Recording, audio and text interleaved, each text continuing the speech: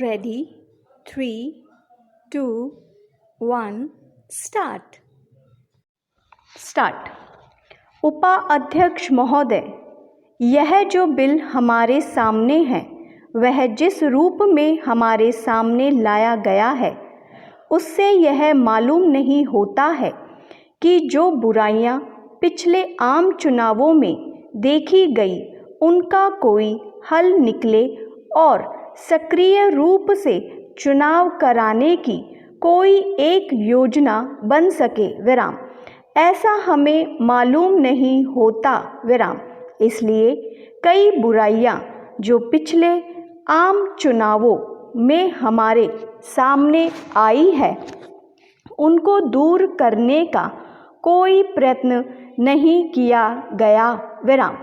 इसमें कई बातें ऐसी है जिनको ठीक किया जा सकता था विराम। जब इस तरह का बिल हमारे सामने आया है, जब किसी चीज़ को बदला जाना है तो उसके बारे में अच्छी तरह से सोच समझकर सभी आवश्यक परिवर्तन कर लिए जाते विराम। लेकिन ऐसा लगता है कि कुछ जल्दबाजी में एक दो परिवर्तन करने के लिए यह बिल हमारे सामने लाया गया है विराम। मैं कहना चाहती हूँ कि भारत में जिस ढंग से आम चुनाव कराए जाते हैं उससे हम इस देश में प्रजातंत्र कायम रख सकेंगे, यह नहीं माना जा सकता विराम। अगर आप ऐसा मानते हैं तो मुझे केवल यह कहना पड़ेगा कि एक बड़ी गलतफहमी में हम लोग हैं विराम। जैसा कि कल यहाँ पर कहा गया, बड़े पैसे का चलन इन आम चुनावों में होता है विराम। उसको रोकने की कोशिश होनी चाहिए विराम। हमने यहाँ पर एक सुझाव दिया था कि आम चुनाव में किसी की और से भी 3,000 से अधिक रुपए खर्च न हो विराम। इस तरह का नियम होना चाहिए था और वह इस बिल में लाया जा सकता था, लेकिन ऐसी कोई कोशिश नहीं हुई है विराम। इसमें जो कुछ बताया गया है वह सिर्फ उम्मीदवार की ओर से जो खर्च होगा उसके बारे में बताया गया है विराम। उसकी पार्टी या दोस्त या ठेकेदार या फ़ायदा उठाने वाले बड़े व्यापारी उसके लिए खर्च करे तो उसके लिए कोई रोक नहीं है विराम। इस प्रकार करोड़ों रुपए खर्च किए जा सकते हैं, इसके बारे में कोई रुकावट इसमें नहीं की गई है विराम। मैं यह जानना चाहती हूँ कि एक तरफ आप कहते हैं कि स्वतंत्र चुनाव हो और एक सही जनमत का चित्र सामने आए, परंतु जब इस तरह से खर्च होगा और उसके लिए कोई रोक नहीं होगी तो कैसे सही लोकतंत्र और जनमत इस देश में कायम हो सकेगा, यह मेरी समझ में नहीं आता।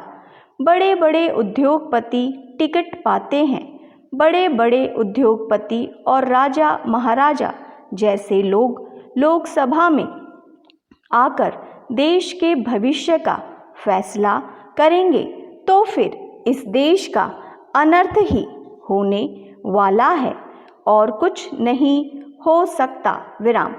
एक तरफ तो सरकार समाजवादी होने की बात करती है और कहती भी है और दूसरी तरफ उनके जो काम है उसको देखने से यह साफ नज़र आता है कि सरकार किस दिशा में जा रही है विराम। बड़े बड़े उद्योगपति जो पैसा खर्च कर सकते हैं उनके बल पर चुनाव लड़ा जाता है विराम। सभापति महोदय, मैं आपका आभारी हूँ कि आपने मुझे बोलने का अवसर दिया विराम। मैं कृषि और सिंचाई मंत्री के अनुदानों की मांग का समर्थन करने के लिए खड़ी हुई हूँ, विराम। मैं कृषि मंत्री को बधाई देना चाहती हूँ कि आज पहली बार खेती की ओर कुछ ध्यान दिया गया और गांव तथा खेती को प्रधान बनाने की बात कही गई है, विराम। वैसे पहले भी गांधी जी कहा करते थे कि गांवों को प्रधान बनाने से ही देश की उन्नति होगी, विराम। गांधी जी से मेरा तात्पर्य महात्मा गांधी से है, श्री साठे साहब के गांधी जी से नहीं, विराम। जिस व्यक्ति ने देश को तबाह किया है, अगर उसको थोड़ी देर के लिए रोका गया तो साठे साहब को बेचैनी हो गई और उन्होंने काम रोको प्रस्ताव पेश कर दिया, विराम। जब हम लोग जेल में 20 महीने रहे, जहां हमारे कई साथी मर गए, तब साठे साहब की आत्मा कहाँ गई थी, विराम। वे उस समय भी तो इस लोकसभा के सदस्य थे, विराम। महोदय, अन्य लोगों की तरह किसानों की भी बुनियादी आवश्यकताएं होती है, विराम। मैं पिछली सरकार से पूछना चाहती हूँ कि क्या उसने पिछले 30 सालों में किसानों की किसी समस्या को हल किया, विराम। क्या किसानों के लिए भोजन की ठीक व्यवस्था हुई? किसान अच्छा अन्न पैदा करता है, लेकिन कुछ अधिक पाने की इच्छा से वह उसको बाजार में बेचता है और स्वयं मोटे अन्न पर अपना गुजारा करता है, विराम। इसी तरह 30 साल के शासन में किसानों के लिए स्वास्थ्य का कोई प्रबंध नहीं हुआ। मैं नहीं समझती कि गाँवों में किसानों की सुविधा के लिए अस्पताल खोला गया है, विराम। गाँवों में 10-20 मील दूर पर अगर कोई अस्पताल खुल गया हो तो उसकी दवाओं के बारे में जांच करने की आवश्यकता है, विराम।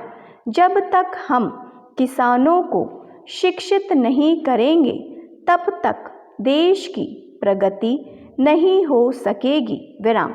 देहातों में हर जगह शिक्षा संस्थाएं भी खोलने की आवश्यकता है, विराम। बड़े बड़े शहरों में ऋण दिए जाते हैं, विराम। घर बनाने की भी स्कीम चलाई जाती है, लेकिन देहातों में किसानों के लिए न कोई ऋण दिया जाता है और न कोई घर बनाने की स्कीम चलाई जाती है, विराम। मैं सरकार से निवेदन करूंगी कि किसानों के रहने के लिए कोई व्यवस्था अवश्य करने की कृपा करे, विराम। कपड़े की भी समस्या उनके लिए होती है। किसान सारी रुई अपने खेतों में पैदा करता है, लेकिन उसको कपड़ा सही दाम पर देने के लिए कोई ठीक व्यवस्था नहीं है, विराम। दुकानों पर जो कपड़ा उसे मिलता है वह ऊंचे दामों पर मिलता है, इसलिए कुछ ऐसी दुकानें खोली जाए जिन पर जो लोग रुई पैदा करते हैं उनको उचित मूल्य पर कपड़ा दिया जाए, विराम। न्याय की व्यवस्था भी किसानों के लिए होनी चाहिए, विराम। पंचायतों को कुछ अधिक अधिकार दिए जाएं और उनको आदेश दिए जाएं कि लोगों को अच्छे से अच्छा न्याय दे। स्टॉप।